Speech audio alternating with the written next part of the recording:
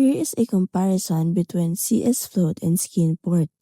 CSFloat makes you revolutionize your CS2 trading experience and provides the most advanced marketplace and trading tools that power millions of skins. So as you can see, if you are into gaming, this shop is the right one for you. On the other hand, Skinport is just like the CSFloat. However, in here there is a detailed indication on which are the skins games for.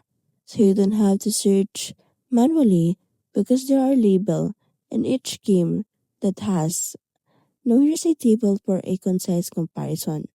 For transaction model, CSFloat is a peer-to-peer and the seller sends item directly to the buyer's Steam account, while Skinport is bot facilitated item custody. Next is the seller fees. CSFloat has a lowest in the industry, typically 2% sale fee plus variable withdrawal fee, while Skinport is a higher variable fee, often start around 12%. On convenience and speed, CSFloat has a less convenient for sellers, while Skinport is highly convenient.